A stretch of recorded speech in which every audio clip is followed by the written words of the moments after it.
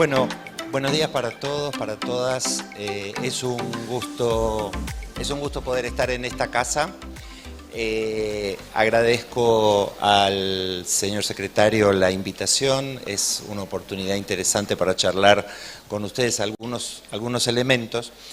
Renato nos trae una pintura del mundo que tiene que ver con la complejidad, que tiene que ver con los desafíos que tenemos para enfrentar el mundo que viene y qué es lo que podemos hacer como educadores, sobre todo entendiendo esos cambios sociales. Nuestra tarea educativa siempre se ve motorizada por estos cambios y nos enfrentamos a algunos desafíos. En ese sentido, una de las cosas que ustedes seguramente tendrán visto por el contacto con las generaciones más jóvenes es la noción del influencer. Estos son 3 influencers para mí. 3 personas que han pensado ideas en relación con el aprendizaje, en relación con lo que pasa en las aulas, y que me ayudan a entender o me ayudan a compartir con ustedes algunas preocupaciones. En primer lugar, Amartya Sen, una de las cosas que plantea es que no es lo mismo ser pobre de bienes materiales que ser pobre de capacidades. La escuela no puede corregir la pobreza material, pero la escuela puede corregir la pobreza de capacidades de las personas. La segunda cosa que nos plantea Javier Roegers es la idea de que el conocimiento se aprende más profundamente y mejor cuando lo aprendemos en una situación relacionada con nuestra experiencia vital. Y la tercera cosa que nos enseña Irene Gaskins es que no basta con aprender cosas, hay que darnos cuenta de que estamos aprendiendo. Hay que tener capacidad de reflexión sobre nuestro propio aprendizaje. 3 elementos que a mí me resultaron muy fundamentales a la hora de pensar algunas ideas.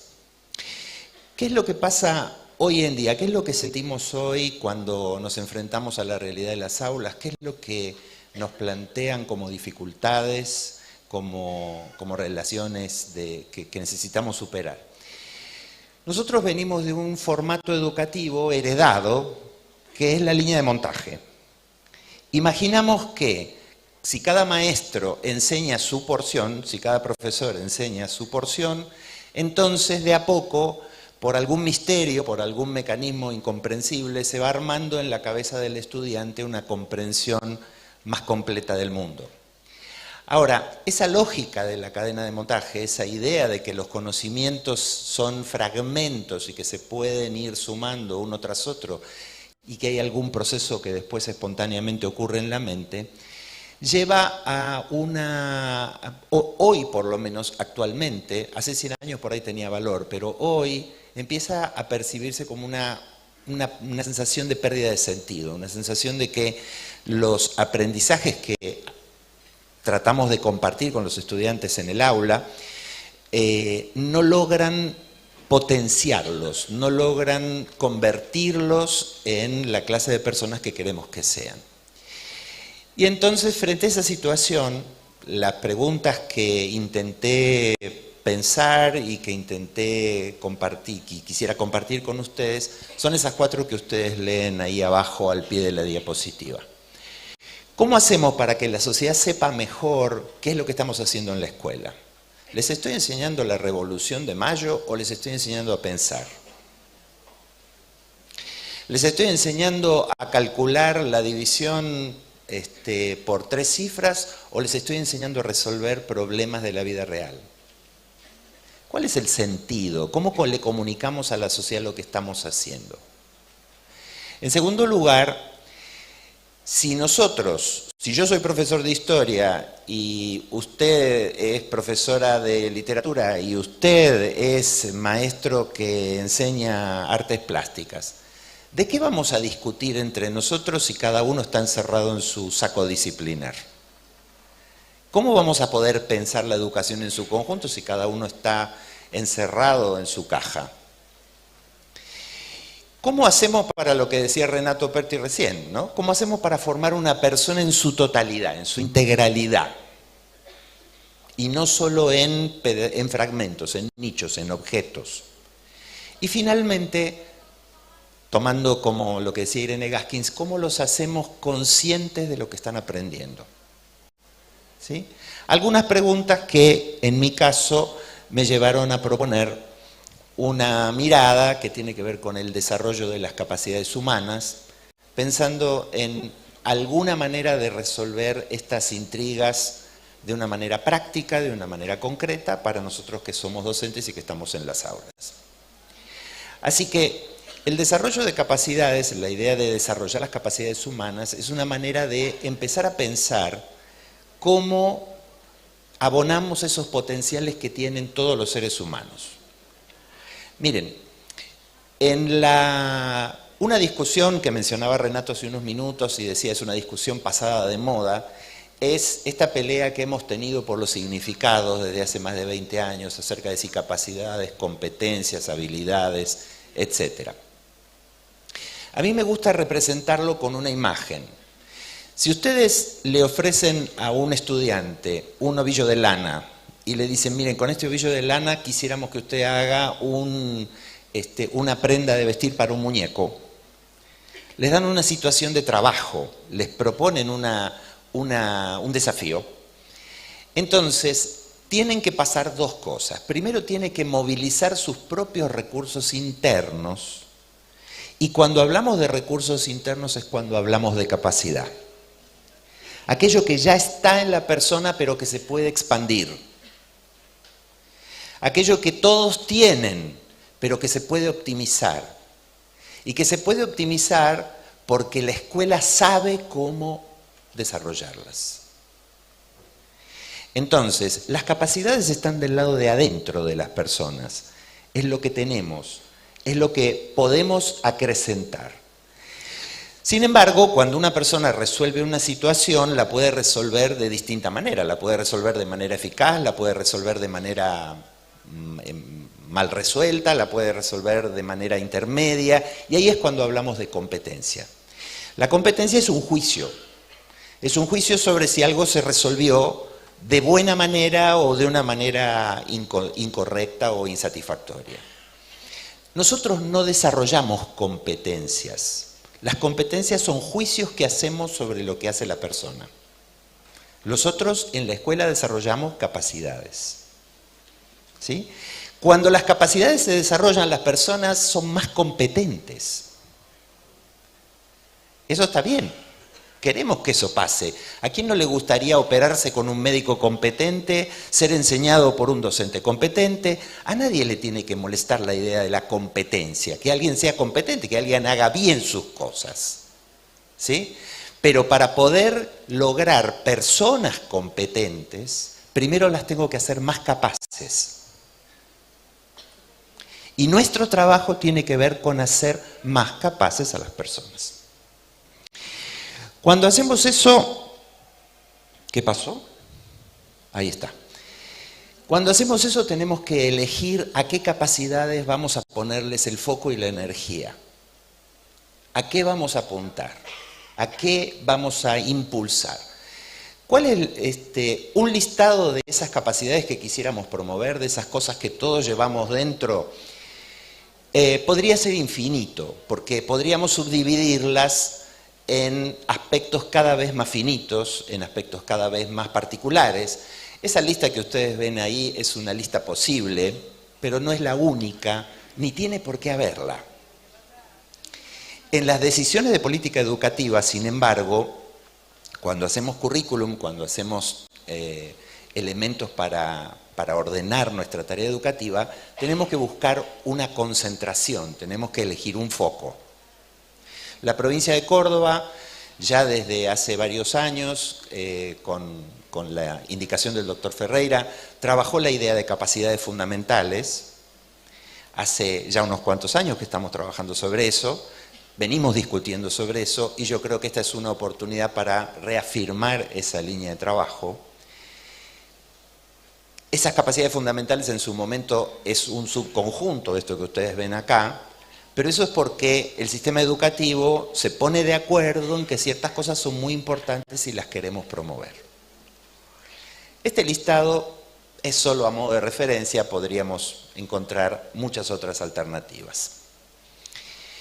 Ahora, una cosa que mencionaba Renato recién, y él lo planteaba desde un lugar más sociológico y desde un lugar más relacionado con la forma en que entendemos el mundo de manera compleja, es el hecho de que las capacidades son elementos que se apoyan en quienes nosotros somos, se apoyan en todos nuestros potenciales. Se apoyan no solo en el aspecto cognitivo, se apoyan también en nuestras posibilidades afectivas, en las interacciones sociales, la forma en que manejamos nuestras relaciones entre personas y también en las habilidades motrices. Entonces, cuando queremos hablar de una capacidad, tenemos que tener en cuenta que es un concepto que integra, es un concepto que reúne distintos aspectos y que por lo tanto se desarrolla no solo exclusivamente trabajando sobre el aspecto cognitivo, no solo a través del pensar, sino del pensar, del hacer, del emocionarse, del sentir y del relacionarse. Cuando quiero resolver un problema, volviendo a alguna de las del cuadrito anterior, cuando quiero resolver un problema, me enfrento a desafíos cognitivos, pero también me enfrento a inseguridades, me enfrento a ejemplos concretos, me enfrento a interacciones con otros porque los problemas se resuelven mejor cuando los converso, cuando los comparto. Ahora, ese sustrato, que es lo que nos permite manifestarnos en la acción, que es lo que nos permite producir un efecto concreto en nuestra vida, tiene a la vez una base en los aprendizajes previos. No hay capacidad sin contenidos.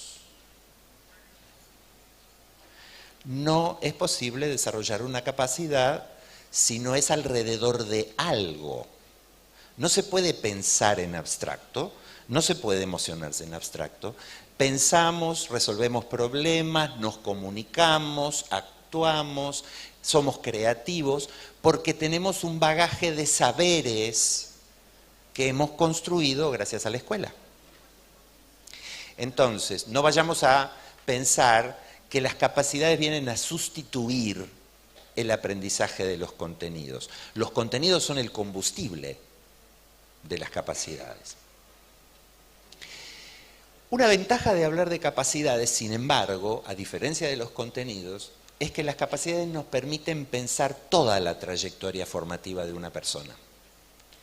Nos permiten pensar cómo la hago comunicarse cada vez mejor en un plan de progreso de 12 años. Cómo la hago mejor resolvedora de problemas, o más creativa, o más analítica, o más reflexiva, a lo largo de un proceso de 12 años. Nos sirven para pensar la educación de manera más integral. Esa es quizá una de las ventajas que tiene poner una lógica de capacidades sobreimpresa en el currículum. Permite que articulemos mejor los niveles del sistema educativo, permite que entre todos podamos tener una discusión acerca de qué es lo que estamos tratando de lograr, qué persona estamos tratando de lograr. Entonces, la lógica de capacidades, pensar cómo la podemos desarrollar, tiene primero una mirada de largo aliento. Esto significa poder elegir para cada ciclo, para cada momento de la trayectoria educativa, cómo la promuevo y con qué tipo de situaciones pedagógicamente adecuadas a la edad, a la capacidad de comprensión, cómo hago para que a medida que vamos avanzando esa capacidad se despliegue por medio de situaciones que son cada vez desafíos de mayor nivel de complejidad. Ahí tienen un ejemplo, en todo caso, después lo pueden acceder, les voy a dar alguna forma de acceder a ello, donde la capacidad de comunicación podemos imaginarnos cómo desarrollarla en forma cada vez más compleja a medida que va avanzando la trayectoria escolar. ¿Sí? Ese es el punto, en todo caso, que quisiera que nos quede guardado en el pensamiento para los que están a cargo de la gestión educativa. Para aquellos que son directores, ¿qué significa una gestión curricular? ¿Qué significa pensar el desarrollo integral de un chico desde el jardín hasta el 7º grado o para los que y cómo lo preparo para que ingrese al nivel secundario y le vaya bien? ¿En qué lo puedo desarrollar? Es una lógica que los directores necesitamos tener en nuestra cabeza para poder hilvanar y para poder orientar la tarea de nuestros docentes. ¿Sí? Cada uno de nosotros entonces va a poder utilizar esta lógica produciendo o proponiendo situaciones de enseñanza adecuadas al contexto, adecuadas al estudiante y adecuadas a el entorno en el que me estoy moviendo. ¿Qué hago yo ahora? Me saco el sombrero del director, hablo para los maestros. ¿Qué hago yo en el aula cuando quiero promover el desarrollo de una capacidad? ¿Es lo mismo que enseñar una técnica? ¿Es lo mismo que enseñar un contenido, un concepto? Un poco sí, un poco no. En primer lugar, una de las claves para el trabajo con las capacidades es primero respetar al que tengo delante como estudiante y decirle, mira, vamos a hacer un contrato. Yo quiero que vos te comuniques mejor. Primero tengo que poder comunicar cuál es la capacidad a la que le estoy apostando. Entonces, lo primero es lograr un acuerdo de sentido. ¿Qué es lo que estamos haciendo juntos? ¿Qué es lo que vamos a hacer juntos? En esta clase vamos a hablar de San Martín, sí, pero también vamos a ampliar tu capacidad de razonar. Segundo, lo que hacemos todos los días, los acompañamos a aprender.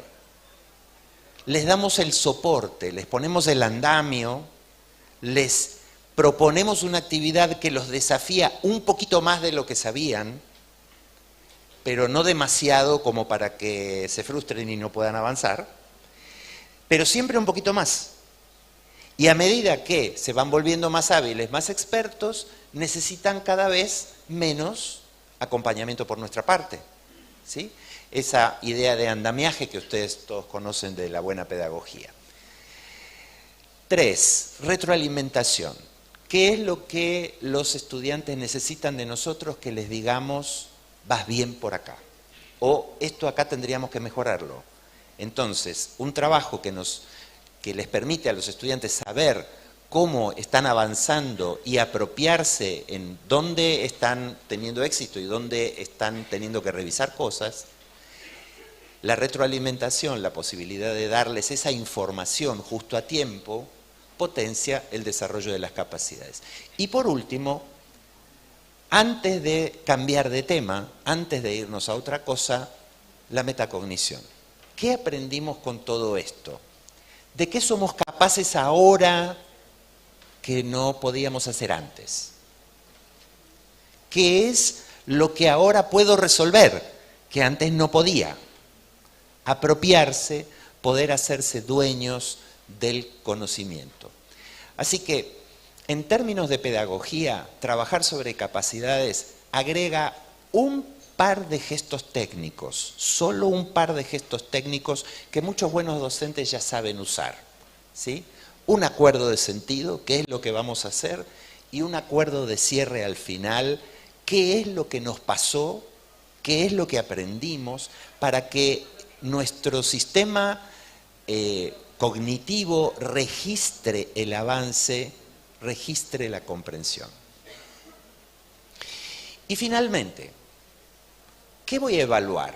¿Puedo decir cuán hábilmente se comunica un estudiante? ¿Cuán creativo es? ¿Hay un creativómetro? ¿Hay un comunicómetro?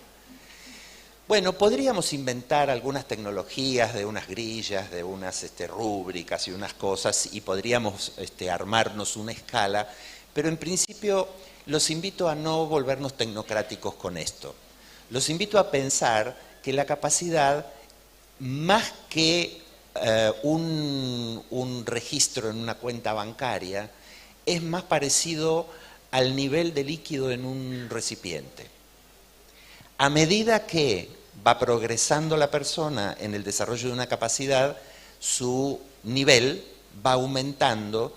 ¿Y en qué se traduce ese aumento de nivel? En que puede resolver situaciones más complejas.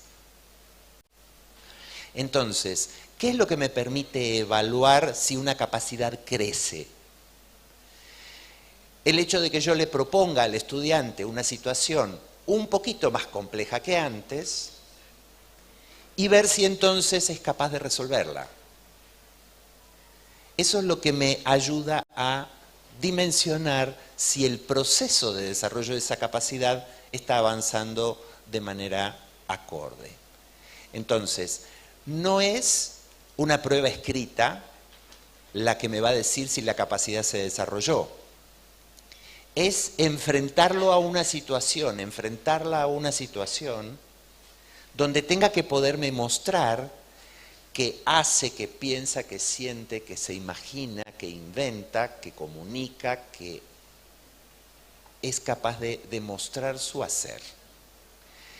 Quizá los formatos evaluativos a los que estamos acostumbrados son formatos que utilizamos porque son prácticos. Les pido un trabajo práctico, les pido una prueba escrita, pero eso no agota los dominios de expresión de una persona.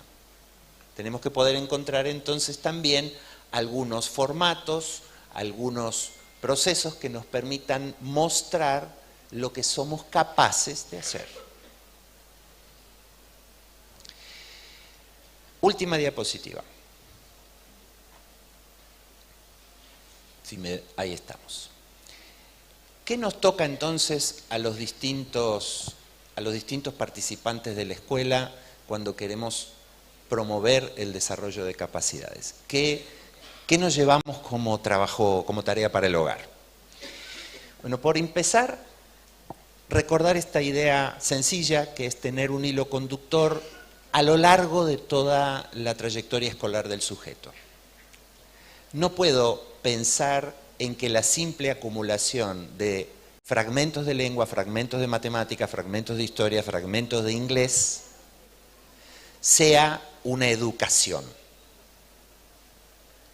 No alcanza.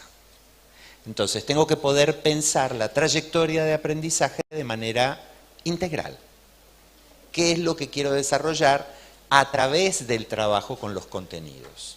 Y eso implica, para los directores, tener una mirada de planificación que va más allá de lo anual. Saber, por ejemplo, poder hacer una ficha de seguimiento de un curso a medida que va pasando de primero a segundo, a tercero, a cuarto, a quinto, cuáles son las capacidades que está desarrollando este curso, cómo las puedo promover, qué necesito informarle al maestro del año que viene, sobre qué le pido que haga más énfasis. En segundo lugar, para el docente, es cómo enseñar o cómo intervenir para ir enfatizando el desarrollo de algunas de las capacidades. ¿Todas a la vez? Y no, mejor no. Mejor de a una, para poderle poner el foco, para poderle poner nombre, para poder decir, hoy estamos trabajando con la creatividad. La semana que viene, hoy estaremos trabajando con el pensamiento crítico, ¿sí? Para que la cosa no se nos diluya y podamos entonces ponerle foco, ponerle energía, ponerle un punto de direccionalidad. Para los docentes, crear situaciones de aprendizaje que sean interesantes, que sean desafiantes y que impliquen a los estudiantes movilizar sus conocimientos, proponer soluciones creativas a los problemas y evaluar, por supuesto, no solo cómo se apropió de un determinado contenido, sino cómo ha ido progresando en el desarrollo de esa capacidad.